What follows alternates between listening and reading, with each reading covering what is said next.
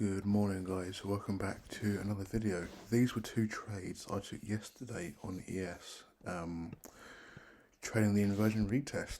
So this first one here was a little unfortunate loss, which I was a bit annoyed about. We swept a lot of liquidity from below. We tapped into a level on the Fibonacci here, and here. There was a hard time frame value gap that was in here, which we bounced off of, and we had the inversion just here. I got in on the retest. It was a 3-minute inversion, as you can see there. And then I was targeting this level here, which was, when we look left, quite a big area of resistance. It was consolidation highs with an hourly and 15-minute fair value gap inside of it. Now, unfortunately, Trump said something about a ceasefire, and yeah, got wiped out. However, I risked 5 to make for about 15 because my account was, or is, in drawdown still, as you can see. I've halved my risk because I've lost 20% of my account. I've halved my risk until I make it back. So we set liquidity, we were in line with the whole trend. Had a hard time frame reaction. It's just unlucky that Trump said something, or as I believe this probably would have played out. Then my next one, I was actually, from the start, I was waiting for this level here to be hit, the hourly fair value gap, because what I've noticed over time is that the hourly fair value gaps, it will tap into 50% of it, then it will bounce up and reject off of it, or reject coming short off of it. So I mean, this here, I was sort of a bit of FOMO in on this one, which I shouldn't have done. It was a little loss, so it's fine. Which led to this trade here being taken. So you come even further down, we set more liquidity from below. We were still inside the hourly fair value gap because it didn't invert it on the hourly time frame. We had this little 1-minute inversion here, which I took. I got in on the retest here.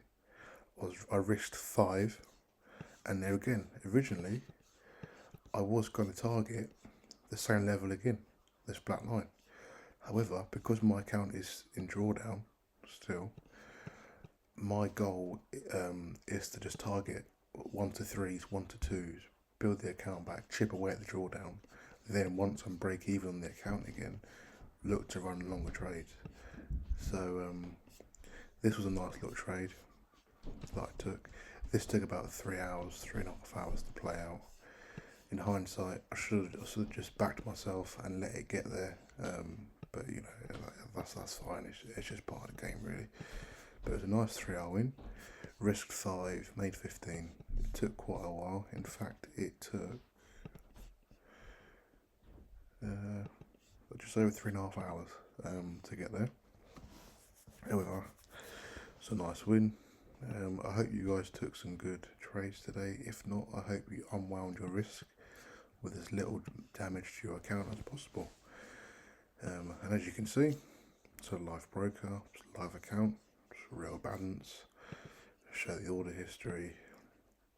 What's the date today? Yeah, so this was yesterday. And yeah, that was it. There were some trades on silver and the euro, which I didn't take, but they were pretty valid. So as you can see, we're in a bull trend. We've then come back down, swept some lows here and down here.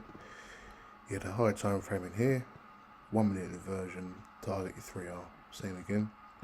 Same again here as well. Swept this low with the Trump announcement. Target the highs. Lovely little trade. And then on silver again. I'll zoom out. Sort of an SB play here. So you swept the previous range high.